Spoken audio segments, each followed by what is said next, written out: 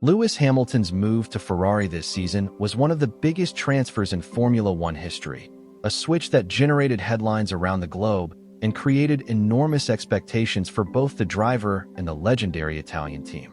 Fans and pundits believe this partnership would be the key to unlocking Hamilton's 8th World Championship, the title that has so far eluded him and would set him apart as the greatest statistical driver in the sport's history. Yet as the 2025 season has unfolded, the reality has been far tougher than anyone imagined, and the dream start has quickly turned into a complicated challenge. Before the summer break, Hamilton himself admitted after a disappointing Hungarian Grand Prix that his performance was useless, and even hinted Ferrari might need to consider a driver change, a comment that sparked debate across the paddock and beyond. But Ferrari has been quick to clarify that there are no such plans in motion, and instead revealed that the struggles come down to underestimating just how difficult it would be for Hamilton to adapt to a completely new team environment after nearly 2 decades within the Mercedes family. Ferrari boss Frederic Vasseur admitted both the team and Hamilton were guilty of assuming the transition would be easier, only to find themselves facing the reality of a steep adjustment curve. Vasseur said, "We were stupidly expecting that he would have everything under control," explaining that it has been a case of both sides learning to adapt to one another, with Ferrari needing to refine small details to help Hamilton feel more at home, while Hamilton himself has had to adjust to life in a very different environment. The first half of Hamilton's 2025 campaign has been rocky, marked by ups and downs that highlight both promise and frustration. There have been flashes of speed, most notably a sprint race victory in China that reminded everyone of Hamilton's class. But the bigger picture has been one of inconsistency. The 7-time champion has yet to stand on the podium in a main Grand Prix, with his best finishes being 3 fourth places at Imola, Britain, and Austria. In qualifying too, he has shown glimpses of speed, with 4th place in Austria and Monaco representing his best grid positions. Though even in Monaco his weekend was compromised by a 3-place grid penalty for impeding Max Verstappen in Q1. Comparing his performance to Charles Leclerc paints a clearer picture of the challenge.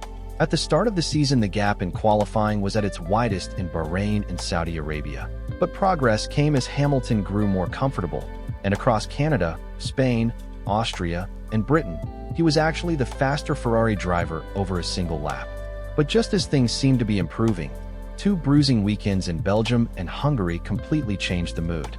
In Belgium, mistakes in qualifying, a spin in the sprint session, and track limit violations in the race left Hamilton starting too far back to recover. Then in Hungary, he failed to make it out of Q2, while Leclerc went on to claim pole, a situation that led to Hamilton's self-critical, useless comment. According to Vasseur, however, there are clear explanations. He points to 2 main factors. First, the cultural and environmental differences between Ferrari and Mercedes, and second, the fact Hamilton had never before faced such a dramatic change in his Formula One career. Ferrari is more than just a racing team. It is a national institution with its own culture and methods that are very different from what Hamilton knew at Mercedes. Moving to Italy after spending his entire career in British-based teams meant adapting not only to new engineers and systems, but to a whole new way of life. As Vasseur put it, the gap between Mercedes and Ferrari is culturally much bigger than the gap between Mercedes and McLaren. And then there is Hamilton's unprecedented career continuity. From his debut with McLaren in 2007, which was powered by Mercedes engines, through to his move to the Mercedes Works team in 2013, Hamilton has spent 18 seasons within the Mercedes ecosystem. That kind of stability is almost unheard of in F1.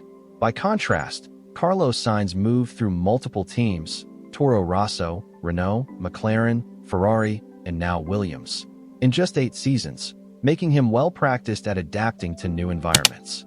Even Sebastian Vettel had switched from Red Bull to Ferrari after 6 years, while Leclerc joined Ferrari after just 1 rookie season with Sauber. Hamilton, however, had never made such a drastic shift, making his current adjustment one of the most significant challenges of his career. Despite the difficulties, progress has been visible. By the time the championship reached Canada, Hamilton appeared to have found some rhythm, showing strong pace in Spain, Austria, and Britain. But Formula One is a sport of fine margins, and small issues can make a big difference. A brake lock up here, tires falling out of the operating window there. These are the details that separate success from frustration. In Hungary, for example, just a small improvement in lap time would have put him closer to Leclerc's pace and changed the complexion of his weekend entirely. Vasseur emphasized that there hasn't been one glaring weakness, but rather a collection of small, interconnected issues that collectively affect performance. For Ferrari, the challenge is to keep chipping away at these details. While Hamilton's brutally honest self-assessments have caught headlines, Vasseur insists he is not concerned. In fact, he sees it as a strength. Hamilton's demanding nature, both of himself and of those around him, is part of what has driven his incredible success.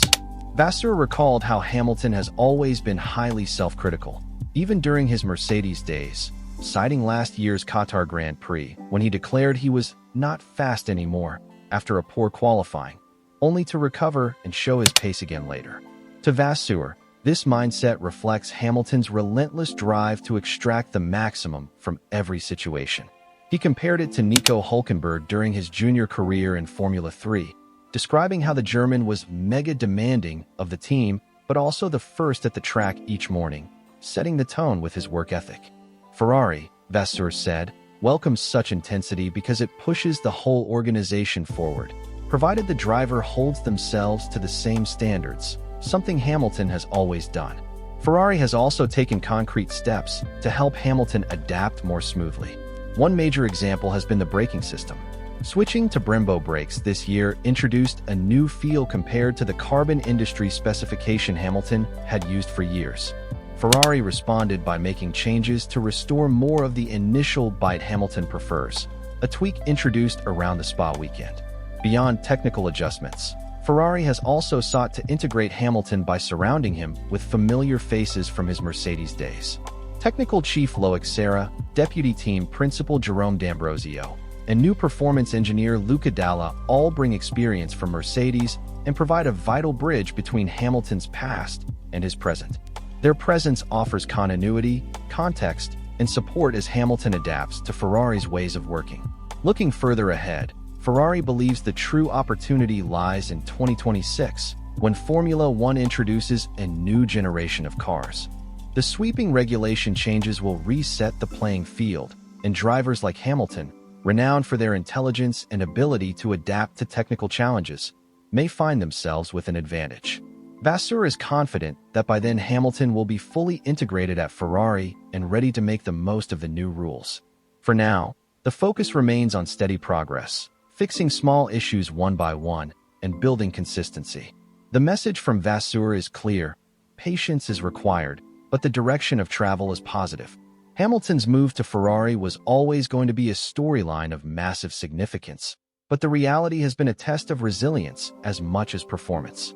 The first half of the season has underscored just how difficult it can be to adapt after so many years in one environment, with cultural differences, technical nuances, and new team dynamics all combining to create a steep learning curve. Yet beneath the frustrations, there are signs of progress, and with the long-term prize of 2026 on the horizon, both Ferrari and Hamilton remain convinced the partnership can deliver on its promise. The road so far has been rough, but the journey is far from over.